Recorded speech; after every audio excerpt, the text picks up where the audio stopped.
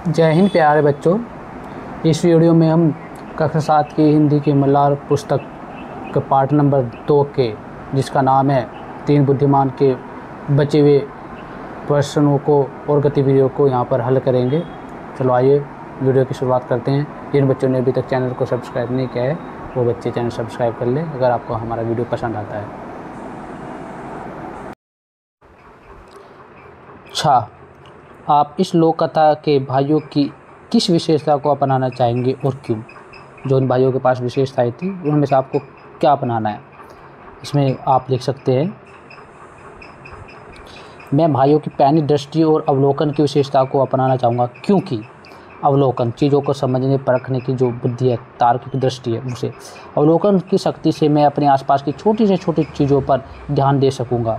जो मेरे आसपास जो घटित हो रहा है, छोटे से छोटे वस्तु या स्थिति, उसको मैं समझ सकूँगा, जिससे मुझे समस्याओं को बेहतर तरीके से समझने और हल करने में मदद मिलेगी। उस समस्या को सोल्व करने में मुझे आसानी होगी, बेहतर तरीके से समझ पाऊँगा समस्याओं को, चीज़ों को। दूसरा, यह विशेषता मुझे तार्किक सोच, लॉजिक सोच, मतलब जो लॉजिक है, लॉजिक सोच, तार्किक सोच और सही निर्णय लेने में सहायता देगी, मदद करेगी, जैसा कि भाइयों ने ऊँट और पेटी के बारे में बताया था। तीसरा, इससे मैं अपने जीवन में अधिक जागरूक और आत्मविश्वास से भरा रहूँगा। इससे मुझे और जागरूकता मिलेगी, मेरे अंदर आत्मविश्वास पैदा होगा, मैं चीज़ों को समझ सकूँगा, उनको हल कर सकूँगा, मेरा जीवन स्तर या सोचने का नज़रिया बदल जाएगा, मेरे अंदर आत्मविश्वास पैदा हो जाएगा। इस तरह से आप इनके बारे में लिख सकते हैं। ठीक है। अनुमान और कल्पना से अपने समूह में मिलकर चर्चा कीजिए। देखो, यदि राजा ने बिना जांच के भाइयों को दोषी ठहरा दिया होता तो इस लोक कथा का क्या परिणाम होता। मान लो कि राजा ने उन भाइयों पर विश्वास नहीं किया होता और उनको दोषी ठहरा दिया जाता है कि ये दोषी है, इन्होंने ऊँट को चुराया है, तो फिर क्या परिणाम निकलता। तो यदि राजा ने बिना जांच के भाइयों को दोषी ठहरा दिया होता तो ये होता, पहला कि भाइयों को सज़ा मिलती, जेल या दंड मिलता और उनकी बुद्धिमत्ता का कोई मूल्य नहीं रहता जो उन्होंने अपने जीवन में अर्जित किया है। इस कहानी का भी कोई महत्व नहीं रहता। ठीक है। दूसरा, कहानी का संदेश बदल जाता। तो कहानी हमें एक संदेश देती है, ठीक है, उसका वो संदेश बदल जाता और यह दिखाया जाता कि बुद्धि और सच्चाई की जीत नहीं होती, कि बुद्धि जिसके पास भी कितनी भी बुद्धि हो, सच्चाई हो, उसकी जीत नहीं होती, फिर सही नहीं होता। ठीक है बेटा। तीसरा, ऊँट का स्वामी भी अपना ऊँट नहीं खोज पाता क्योंकि भाइयों की सलाह नहीं मिलती। तो ऊँट का स्वामी है वो भी अपने ऊँट को और अपने बीवी बच्चों को नहीं खोज पाता और बेचारे उन भाइयों को सज़ा मिल जाती। राजा की छवि एक अन्यायी शासक की बन जाती जो बिना सोचे समझे, बिना तर्क के ही दोषी ठहरा देता है, उस तरह की छवि बन जाती और लोक कथा का नैतिक मूल्य यानी कि निष्पक्षता और बुद्धि की शक्ति खो जाती। यदि भाइयों ने अनार के बारे में सही अनुमान न लगाया होता तो लोक कथा का अंत किस प्रकार होता। आपके विचार क्या है? अगर भाइयों ने अनार के बारे में सही नहीं बताया होता तो फिर क्या होता? यदि भाइयों ने अनार के बारे में सही अनुमान न लगाया होता तो ये होता, राजा को भाइयों की बुद्धिमत्ता पर संदेह हो जाता, उनकी बुद्धि, उनके विवेक पर संदेह हो जाता, शक हो जाता और वे उन्हें चोर मान लेते कि यही चोर है। भाइयों को सज़ा मिल सकती थी, उन्हें अपनी सच्चाई साबित करने के लिए परीक्षा देनी पड़ती। आगे देखो, कहानी का अंत दुखद हो सकता था, सही नहीं होता, दुखद होता अंत, और भाइयों की बुद्धि की प्रशंसा नहीं होती जो उन्होंने अपने जीवन में हासिल की है, बुद्धि, तार्किक विवेक, उसकी प्रशंसा नहीं होती। ऊँट के स्वामी को भी उसकी संपत्ति नहीं मिलती, ऊँट नहीं मिलता क्योंकि राजा भाइयों की सलाह पर भरोसा नहीं करता, तो उनका कहना नहीं मानता, उनकी बुद्धि पर विश्वास नहीं करता। देखो, लोक कथा में यदि तीनों भाई ऊँट को खोजने जाते तो उन्हें कौन कौन सी कठिनाइयों का सामना करना पड़ता है। यदि मान लो कि तीनों भाई ऊँट को खोजने जा रहे तो उनके सामने कौन कौन सी समस्याएं आती, कौन कौन सी कठिनाइयाँ आती। इस लोक कथा में अगर तीनों भाई ऊँट को खोजने जाते तो निम्न समस्याएं उनके सामने आती, कठिनाइयाँ सामने आती। पहला, भूख और थकान, क्योंकि भाइयों के पास पहले से ही खाने के सामान नहीं था, सब कुछ ख़त्म हो चुका था, वे बहुत थक चुके थे। अगर वे ऊँट को खोजने जाते उसके बाद भी तो वो अधिक और भूखे होते, वो थक जाते, वो सही से काम नहीं, अपना सही से दिमाग या विवेक का इस्तेमाल नहीं लगा पाते। रास्ते की कठिनाई, रास्ते में जो कठिनाई थी, वे सुनसान घाटियों और ऊंचे पहाड़ों से गुजर चुके थे, फिर दोबारा से उन्हें उन्हीं रास्तों से गुजरना होता जो मुश्किल भरे रास्ते थे। तीसरा, खतरा, जंगल या सुनसान इलाकों में जंगली जानवरों या लुटेरों का खतरा हो सकता था। चौथा, स्वामी का संदेह, ऊँट का स्वामी उन पर और अधिक संदेह करता अगर वो नहीं मानते, ठीक है, मना करते तो, जिससे उनकी और मुश्किलें बढ़ जाती। संसाधनों की कमी, उनके पास पैसा या अन्य संसाधन नहीं थे, जिससे खोज में परेशानी होती, खाने पीने के लिए कुछ नहीं मिलता, ठीक है। आगे देखो, यदि राजा के स्थान पर आप होते तो भाइयों की परीक्षा लेने के लिए किस प्रकार के सवाल या गतिविधियां करते? अपनी कल्पना साझा करें। यदि राजा के स्थान पर आप होते तो भाइयों की परीक्षा किस तरह से लेते या सवाल करते, वो बताना है, कल्पना करनी है। यदि मैं राजा होता तो भाइयों की परीक्षा के लिए मैं निम्न सवाल या गतिविधि कराता या करता। गुप्त वस्तु पहचान, एक गुप्त वस्तु रखता, उसकी पहचान करने को बोलता। मैं एक बंद कमरे में 3 अलग अलग वस्तुएं रखता, जैसे एक फल, एक कपड़ा, एक गहना, और भाइयों को बिना देखे केवल कमरे के बाहर के निशान जैसे गंध, आवाज़, पैरों के निशान देखकर वस्तुओं के बारे में अनुमान लगाने के लिए कहता कि बताइए कौन किस में क्या क्या है, कमरे के अंदर क्या क्या वस्तुएं हो सकती हैं। दूसरा, कहानी पूरा करना, मैं एक अधूरी कहानी सुनाता उनको, जिससे कुछ हिस्से छूट जाते। मैं उनको पूरी कहानी नहीं सुनाता, कुछ बातों को छुपा लेता कहानी में, और भाइयों को अपनी समझ और तर्क से उस कहानी को छूटे हुए भाव को पूरा करने के लिए कहता। इस तरह से भी उनकी परीक्षा ली जा सकती थी। तीसरा, रहस्यमय निशान, मैं महल के बगीचे में कुछ नकली निशान बनवाता, जैसे टूटे पत्ते, मिट्टी पर पैरों के निशान या बिखरे हुए फूल। भाइयों को इन निशानों से यह बताना होता कि वहाँ क्या हुआ था, वहाँ पर क्या घटना घटित हुई थी। शब्द से जुड़े शब्द, शब्द से जुड़े शब्द, नीचे दिए गए रिक्त निशानों में बुद्धि से जुड़े शब्द अपने समूह में चर्चा करके लिखिए। यहाँ पर शब्द से जुड़े हुए शब्द दिए गए हैं, उनके बतानी है, चर्चा करनी है। जैसे बुद्धि, बुद्धि से जुड़ा हुआ शब्द इसमें यहाँ पर दे रखा है, पहला मस्तिष्क, ठीक है। और क्या हो सकता है? बुद्धि से जुड़ा हुआ शब्द हो सकता है तर्क,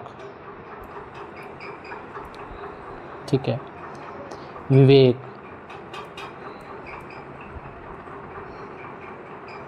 ये विवेक हो सकता है बेटे, ये वाह है वाह, विवेक। और सोच, ठीक बेटे। चतुराई,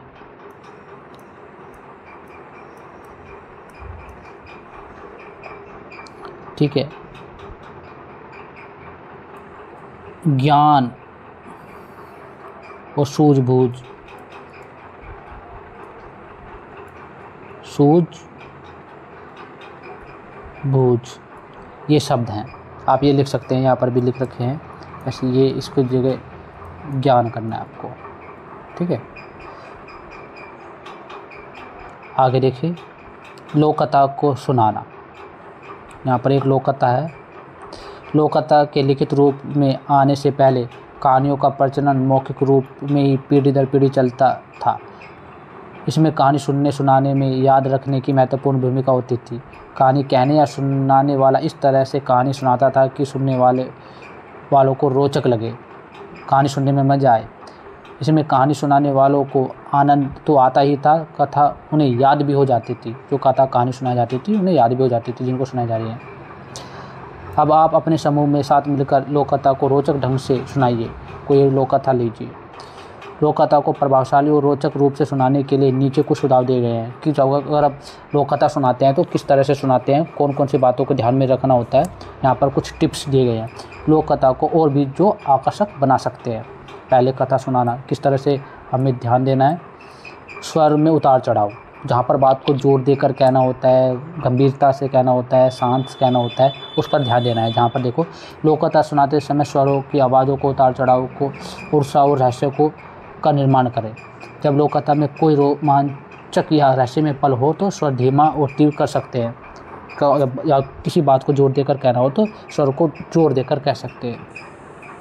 भावनाओं की अभिव्यक्ति, अपनी जो भावनाएं अभिव्यक्त कर रहे हैं, विचारों को अभिव्यक्त कर रहे हैं, तो उसको प्रकट करने के लिए स्वरों का सही, जो स्वरों का, शब्दों का सही चयन करें।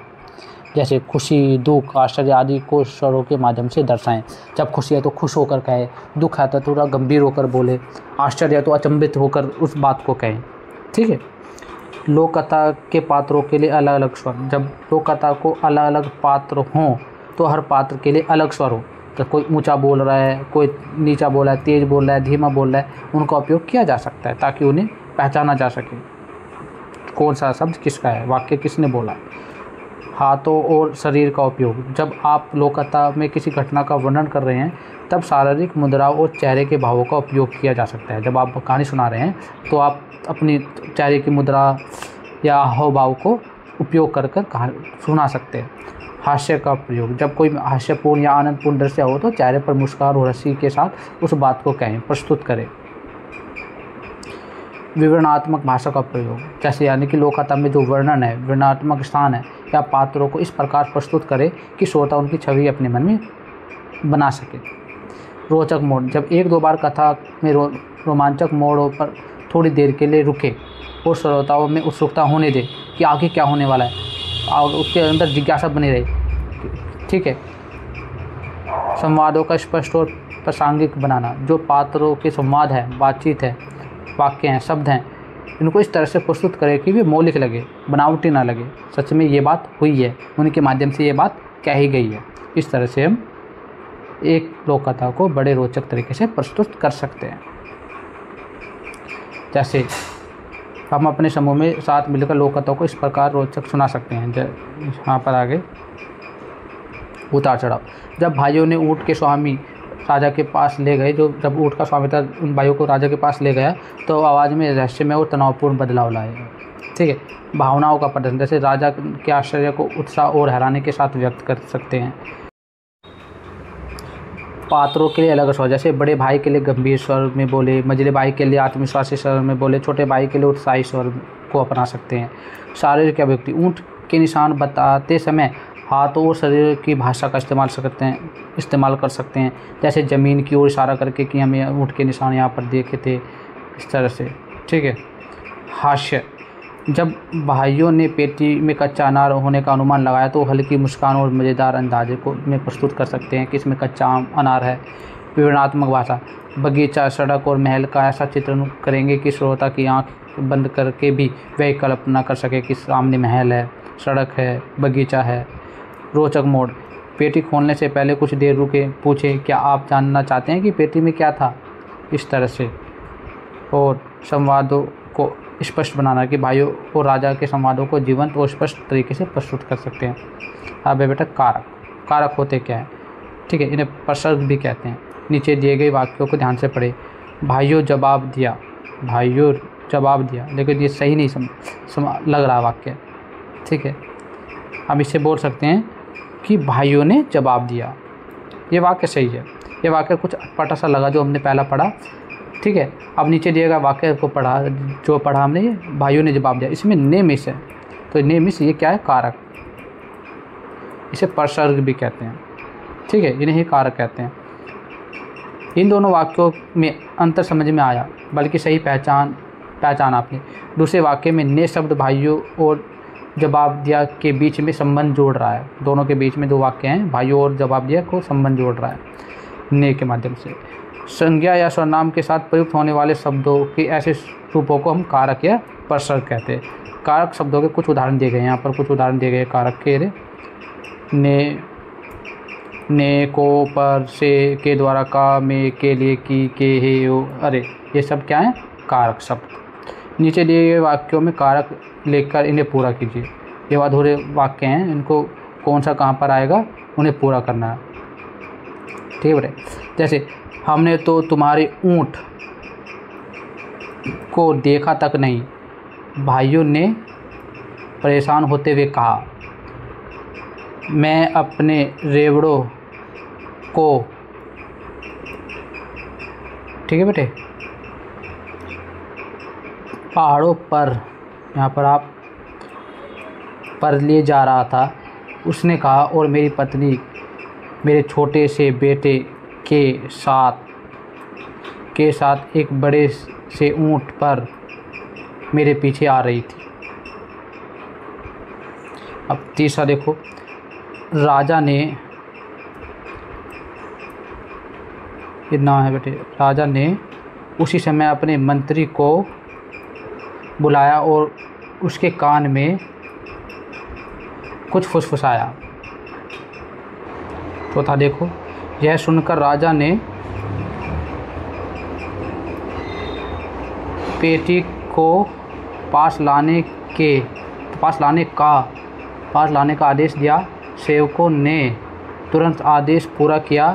राजा ने सेवकों को पेटी खोलने के लिए कहा। इस तरह से आप पूरा करेंगे। यहाँ भी मैंने आप नीचे इनके उत्तर लिख रखे हैं, आप देख सकते हैं। पहले में ये पहला है, ये दूसरा है, और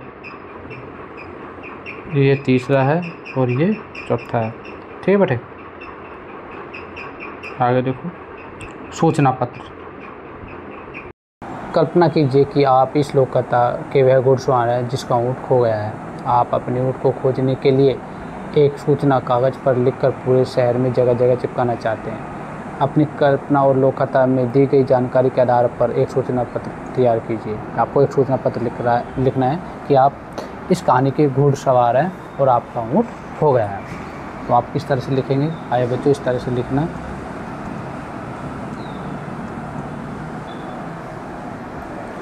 खोया हुआ ऊँट सूचना, जो आप विषय टॉपिक का वो बीच में लिखा जाएगा, किस पे आप लिख रहे हो, किसके बारे में आपको जानकारी देनी है।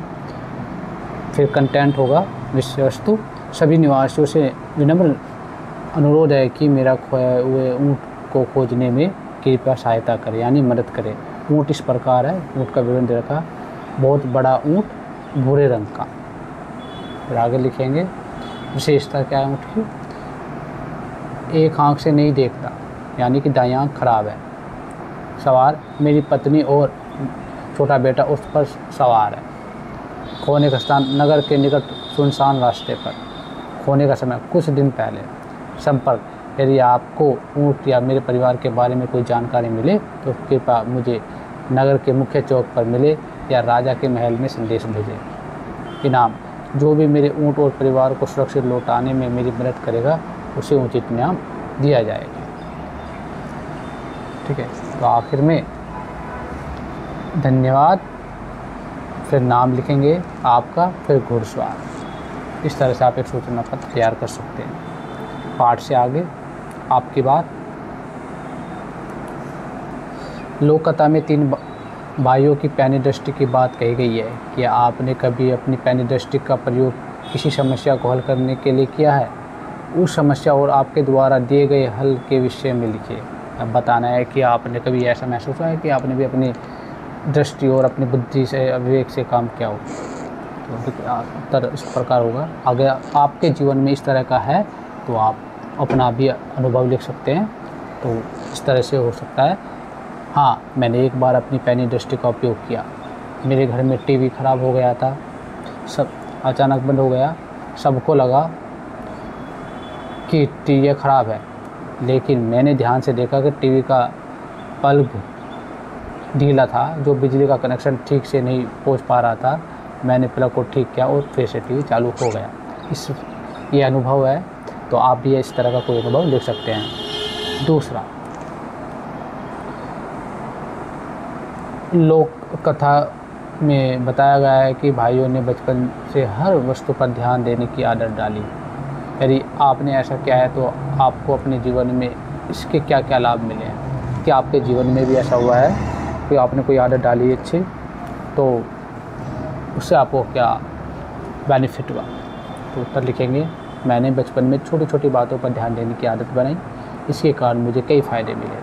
कौन कौन से फ़ायदे मिले आप अपने अनुभव के अनुसार आप लिख सकते हैं। ये भी लिख सकते हैं, बेहतर सीखना। पहला, स्कूल में मैं शिक्षक की हर बात ध्यान से सुनता हूँ, जिससे मुझे पढ़ाई अच्छे से समझ में आती है और मैं अच्छे अंक प्राप्त करता हूँ, यानी कि परीक्षा में मुझे अच्छे अंक मिलते हैं। ठीक है। समस्याओं का समाधान, आपने समस्याएं जो भी कठिनाई आती है जीवन में कैसे समाधान करते हो। जब भी कुछ खो जाता है तो मैं ध्यान से सोचता हूँ कि आखिर बार उसे कहाँ देखा गया था या उसे कहाँ देखा था, इससे वह चीज़ जल्दी मिल जाती है। इससे आप अपने अनुभव भी यहाँ पर लिख सकते हैं, वस्तु का नाम भी दे सकते हैं। ठीक है। जागरूकता, मैं अपने आसपास की परिस्थितियों को बेहतर समझ पाता हूँ ध्यान से सोचने पर। जैसे मौसम में बदलाव या किसी के मन की भावनाएं, अगर मैं ध्यान देता हूँ, ध्यान से सोच रहा हूँ छोटी छोटी बातों को, तो आप इस तरह से अपने अनुभव यहाँ पर लिख सकते हैं। सावधानी, छोटी छोटी बातों को समझकर मैं गलतियों से बच पाता हूँ और सही निर्णय ले पाता हूँ, जिससे मुझे बहुत सही जानकारी मिलती है और जीवन सरल हो जाता है। तो आप इस तरह से अपने अनुभव लिख सकते हैं। तीसरा, लोक कथा में भाइयों को यात्रा करते समय अनेक कठिनाइयाँ आई, जैसे भूख, थकान और पैरों में छाले। आप अपने दैनिक जीवन में किन किन कठिनाइयों का सामना करते हैं, लिखिए। आप उत्तर लिखेंगे, मेरे दैनिक जीवन में मुझे कुछ कठिनाइयों का सामना करना पड़ता है, जैसे समय की कमी, स्कूल, होमवर्क, खेलकूद और आराम के लिए पर्याप्त समय नहीं मिल पाता। ठीक है। कौन कौन सी कठिनाइयाँ आती है दैनिक जीवन में वो बतानी है। दूसरा, पढ़ाई का दबाव, कुछ विषय जैसे गणित और विज्ञान समझने में मुश्किल होती है, जो भी आपके विषय कठिन लगते हैं वो आप वहाँ पर अपने लिख सकते हैं।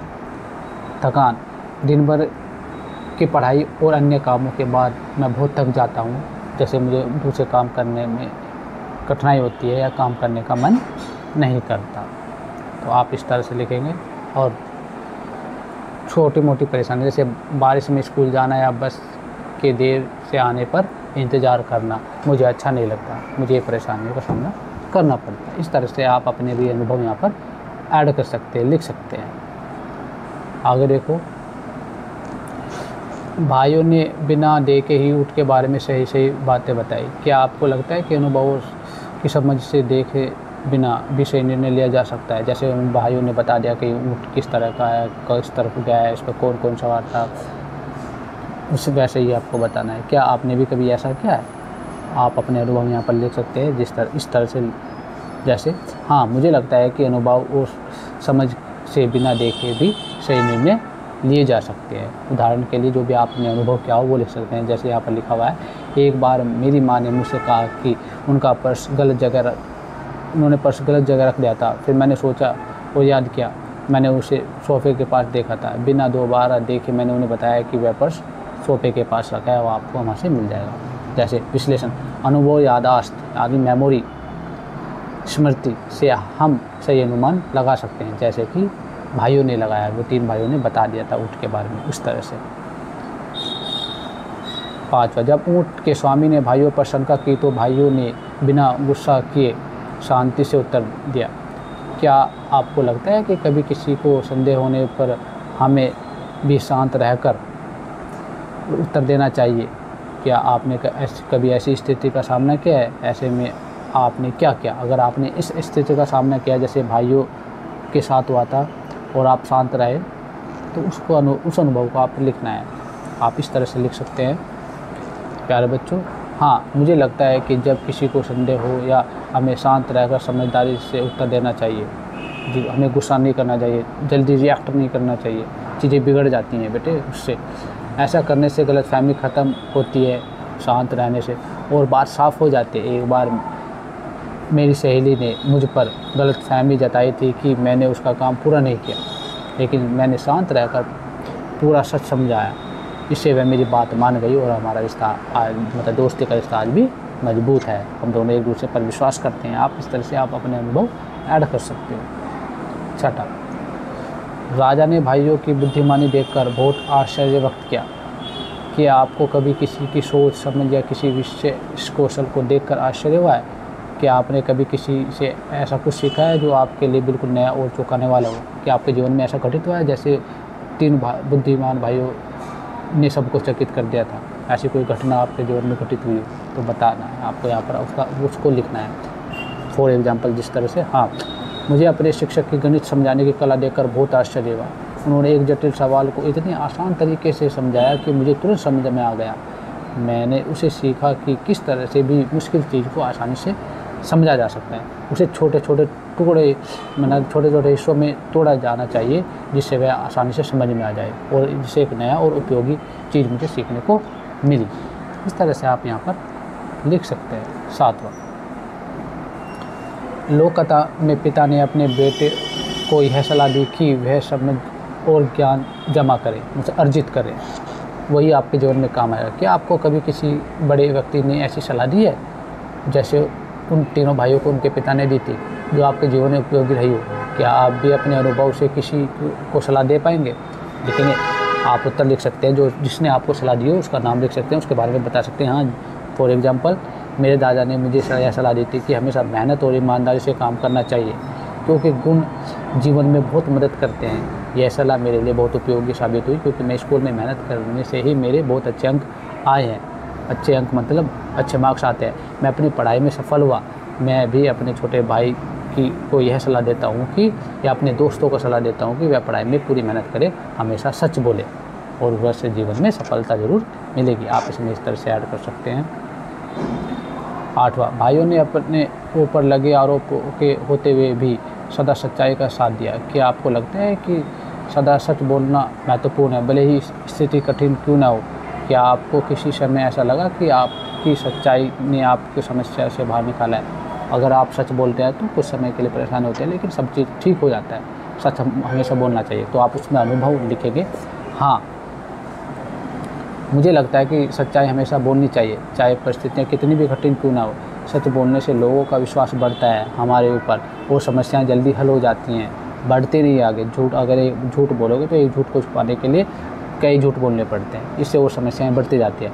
इसलिए सच बोलना चाहिए। एक बार मैंने गलती से अपनी माँ का गिलास तोड़ दिया था। मुझे डर लगा कि मैंने ईमानदारी से सच बता दिया। माँ ने मुझे डांटा, लेकिन बाद में सच्चाई की तारीफ़ की और मुझे माफ़ कर दिया। इस तरह से आप अपने अनुभव यहाँ पर लिख सकते हैं जो आपके जीवन में घटित हुआ हो। ध्यान से देखकर सुनना, अनुभव करना। बचपन से ही हमें ऐसी आदत पड़ गई है कि हम किसी वस्तु को अपनी दृष्टि से नहीं चूकने देते। हमने वस्तुओं को पैनी दृष्टि से देखने और बुद्धि से सोचने का प्रयास से बहुत समय लगाया। ये तीनों भाइयों ने कहा था जब राजा ने पूछा था। तो इस लोक कथा में तीनों भाई आपस की प्रत्येक घटना, वस्तु आदि को ध्यान से देखते, सुनते, सूंघते, अनुभव करते हैं, अर्थात अपनी ज्ञानेंद्रिय और बुद्धि का पूरा उपयोग करते हैं। ज्ञानेंद्रियाँ 5 होती हैं, आपको पता होनी चाहिए। ज्ञानेंद्रियाँ 5 होती हैं। कौन कौन सी? देखो, आँख, नाक, कान, जीभ और त्वचा। आँखों से देखकर, कानों से सुनकर, और नाक से सूंघकर, जीभ से चखकर और त्वचा से स्पर्श कर हम किसी वस्तु के विषय में ज्ञान प्राप्त करते हैं। आइए अब एक खेल खेलते हैं जिससे आपको अपनी ज्ञानेंद्रिय और बुद्धि का उपयोग करने का अवसर मिले। देखो, हाँ या नहीं में उत्तर क्या करना, हाँ और नहीं में उत्तर देना। चरण 1, एक विद्यार्थी कक्षा से बाहर जाकर दिखाई देने वाली किसी एक चीज़ या वस्तु या स्थान का नाम चुनेगा। कक्षा के भीतर से भी कोई नाम चुना जा सकता है। विद्यार्थी वापस कक्षा में आएगा और उस नाम को एक कागज़ पर लिख लेगा, लेकिन ध्यान रहे कि वह कागज़ पर लिखे नाम को किसी को नहीं दिखाए। अन्य विद्यार्थी बारी बारी से उस वस्तु का नाम पता करने के लिए प्रश्न पूछेगा। अब है, प्रत्येक प्रश्न का उत्तर केवल हाँ नहीं में दिया जाएगा। जैसे उदाहरण के लिए, क्या यह वस्तु का उपयोग कक्षा में होता है? तो ठीक है, क्वेश्चन इस तरह के होंगे। क्या यह खाने पीने की चीज़ है? ठीक है बेटे, अगर कक्षा में होता है तो हाँ खाने पीने की चीज़ है, नहीं। ठीक, और क्या यह लकड़ी से बनी है? नहीं। ठीक है, क्या यह बिजली से चलती है? नहीं। तो आप इस तरह से बता सकते हैं कि वह कौन सी वस्तु हो सकती है। कक्षा में उपयोग होने वाली वस्तु जैसे पेन हो सकती है, पुस्तक हो सकती है, ठीक है, पेन हो सकती है, पुस्तक हो सकती है, तो आप बता सकते हैं, ठीक है। आप सभी विद्यार्थी अधिकतम 20% ही पूछ सकते हैं, इसलिए उन्हें सोच समझ कर प्रश्न पूछने होंगे ताकि उस वस्तु का नाम पता कर सकें। यदि 20 प्रश्नों के अंदर विद्यार्थी वस्तु का सही अनुमान लगा लेते हैं तो वह जीत जाएंगे, ठीक है। अब दूसरे विद्यार्थियों को बाहर भेजकर गतिविधि दोहराएंगे। गतिविधि के अंत में सभी मिलकर इस खेल से जुड़े अपने अनुभवों के बारे में चर्चा करेंगे। तो हमें निम्नलिखित तरीके से खेल सकते हैं, ठीक है। जैसे वस्तु का चयन।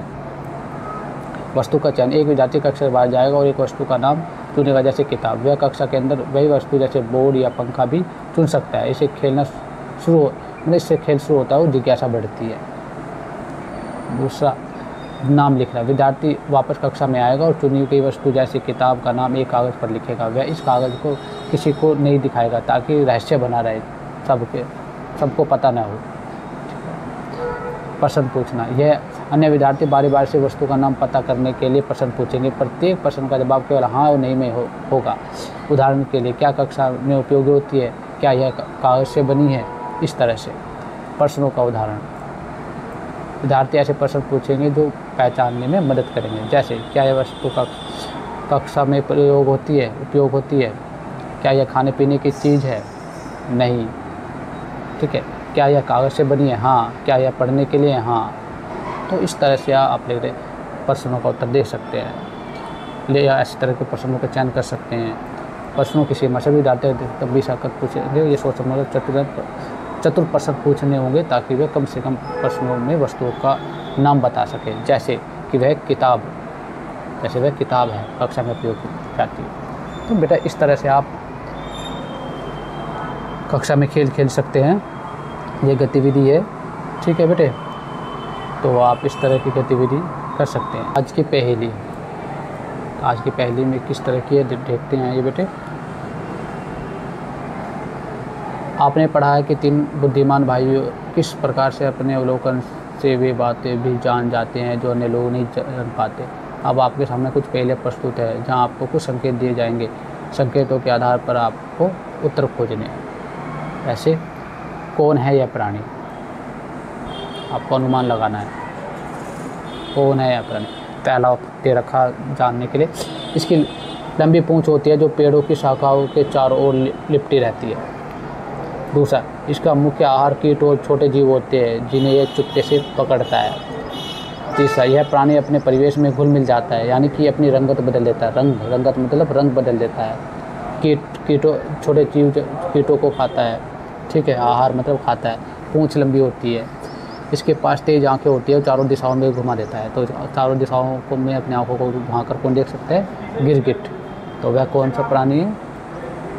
गिरगिट, ठीक है बेटे। इसका उत्तर गिरगिट है। दूसरा देखें। अब है दूसरा पहेली, रंगीन डिब्बे।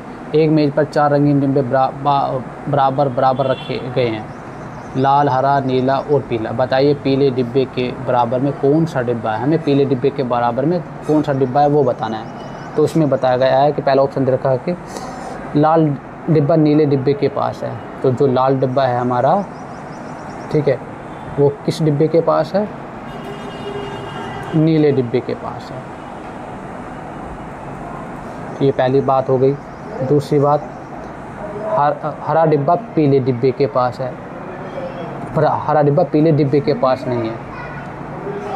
हरा डिब्बा पीले डिब्बे के पास नहीं है। और तीसरा देखो, पीला डिब्बा लाल डिब्बे के पास नहीं है। पीला डिब्बा लाल डिब्बे के पास नहीं है तो किसके पास होगा? नीले डिब्बे के पास। यहाँ पीला डिब्बा जो हो गया, और हरा डिब्बा लाल डिब्बे के पास है। हरा डिब्बा किसके पास है? लाल डिब्बे के पास, ठीक है। तो अब बताना है कि अब पीले डिब्बे के बराबर में कौन सा डिब्बा है? पीले डिब्बे के बराबर में नीला डिब्बा है। क्या लिखेंगे उत्तर? नीला डिब्बा है। आप इस तरह से उत्तर निकाल सकते हैं। आपको समझ में आ गया होगा बेटे। ये पहली समझ में आ गई होगी, ठीक है बेटे। ये यहाँ पर दे रखा है कि पीले डिब्बे के पास नीला डिब्बा है। इसका गिरगिट की पूंछ लंबी और लिपटने वाली होती है, ये कीट खाता है, रंग बदलता है, उसकी आँखें चारों ओर देख सकते हैं। तो उम्मीद है कि आपको ये वीडियो समझ में आई होगी।